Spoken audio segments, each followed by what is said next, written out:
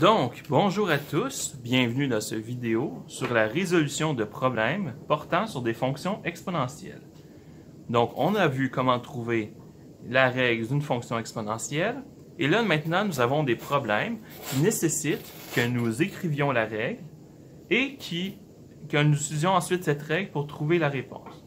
Donc, premier problème, une colonie compte présentement 12 bactéries. Donc, une colonie de bactéries, c'est quand on a on appelle ça un pot de pétri. Donc, c'est un petit pot avec de la gelée pour faire grandir des bactéries.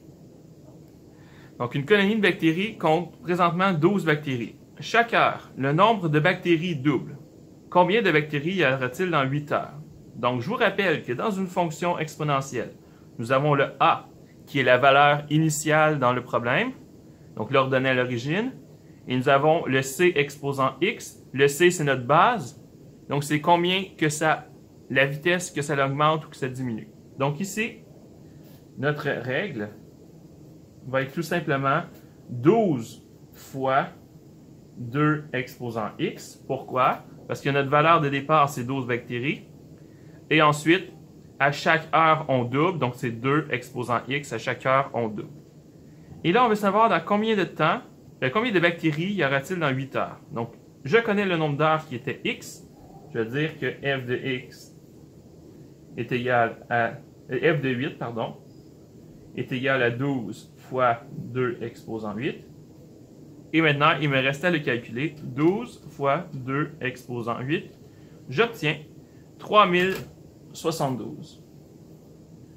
Donc, ma réponse, c'est 3072 bactéries. Ensuite, chaque année, la population de grenouilles d'un petit boisé est réduite de 5% par rapport à l'année précédente. Si le boisé compte actuellement 2000 grenouilles, combien restera-t-il de grenouilles dans 10 ans? Donc, ce numéro, il est un petit peu plus particulier parce que nous avons une augmentation ou une diminution basée sur un pourcentage. Donc, un pourcentage. Si j'ai... Je l'écris sur une feuille, vous n'avez pas besoin de noter ça. C'est un exemple que je veux vous montrer. Si j'ai 100 $ et que je multiplie par 100%, est-ce que ma valeur va changer? Eh bien non, parce que 100 $ fois 100 divisé par 100, ça va me donner tout simplement 100 $. Si je dis que j'augmente de 5%, au lieu d'avoir 100%, une augmentation de 5%, on va maintenant multiplier par 105%. Pourquoi? Parce que le prix de départ, c'était 100%, auquel j'ajoute 5%. Ça veut donc dire que mon prix final, c'est 105%. Donc, qu'est-ce que je ferais? Je ferais 100 $ fois 105%, et ça me donnerait 105 $. Donc, une augmentation de 5%, c'est que je prends le pourcentage de départ qui était 100%, j'ajoute 5%. Même chose, imaginez que j'ai 25 $. Je veux réduire de 5%. Par combien je vais multiplier? Mon prix de départ, c'était 100%. Moins le 5% de réduction. Ça veut dire que je multiplie par 95%. Et donc, 25 $ fois 95%, ça va me donner 25 fois 95 sur 100, ça va me donner 23,75 $. Maintenant, 95%, qui est un 5% de réduction, c'est la même chose que 95 sur 100. Et ça, c'est la même chose si je l'écris en nombre décimal, qui est 0,95. Donc, nous, dans les fonctions exponentielles, ce qui va être le plus utile, ça va être de convertir notre pourcentage, donc une augmentation de 5%, une diminution de 5%, peu importe, on va le convertir en pourcentage. Et une fois qu'il est converti en pourcentage, on va le convertir en nombre décimal. On pourrait aussi le garder en fraction, mais souvent, ça va être le nombre décimal qui va être utilisé pour des fonctions exponentielles.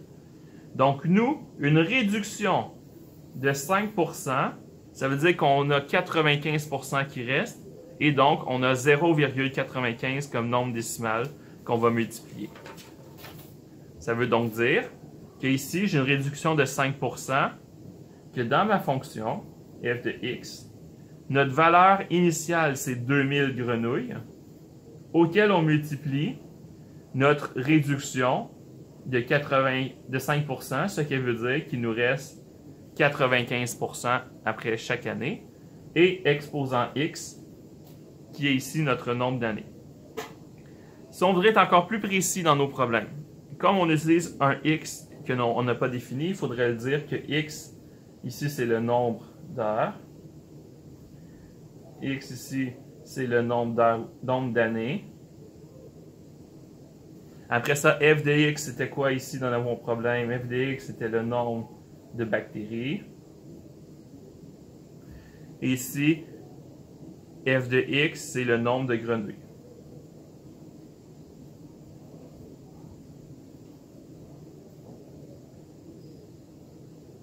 Donc, c'est important dans un problème de définir c'est quoi nos variables au début du problème.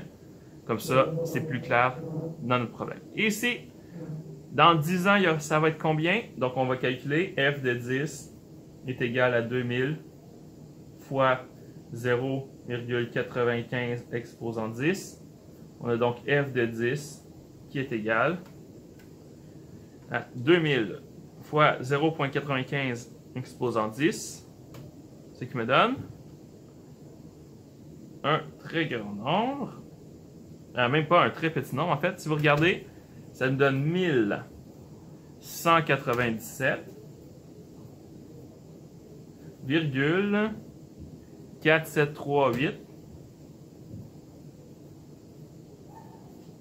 4738878. Et donc, comme c'est un nombre de grenouilles, c'est pas vraiment plausible d'avoir des fractions de grenouilles. Donc, on pourrait dire qu'il nous reste 1197 grenouilles. Donc, j'ai arrondi à l'unité.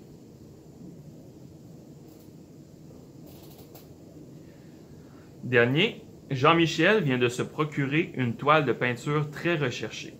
Présentement, la valeur de cette toile est estimée à 10 500 $.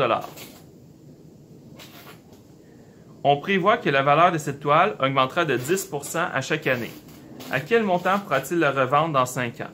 Donc, si j'ai une augmentation de 10%, ça veut dire qu'on passe de 100%, on ajoute 10%. Donc, au final, c'est 110% la valeur de la toile à chaque année. Et 110%, c'est 1,1. 1,10 si je le mets en nombre décimal. Maintenant, on connaît la valeur initiale de 10 500, donc on va écrire f de x est égal à 10 500 fois 1,10 exposant x. Vous pouvez mettre des parenthèses si c'est plus clair, l'exposant il est sur quoi. C'est pas toujours obligatoire, mais je le mets ici, c'est un peu plus clair. Ensuite, qu'est-ce que je fais pour trouver la valeur dans 5 ans? F de 5, c'est égal à 10 500 fois 1,10 exposant 5. Et là, on va calculer 10 500 fois 1,10 exposant 5. 16 910, et là, comme c'est des dollars, je vais dire que c'est 36 $. Donc, j'arrondis. Et ici, j'ai oublié quelque chose. J'ai oublié de dire c'était quoi f de x et x. Donc, x, dans ce cas, c'est le nombre d'années. Et f de x, dans ce cas, c'était la valeur de la toile. J'espère que vous avez bien compris ces problèmes. On se voit dans le prochain vidéo.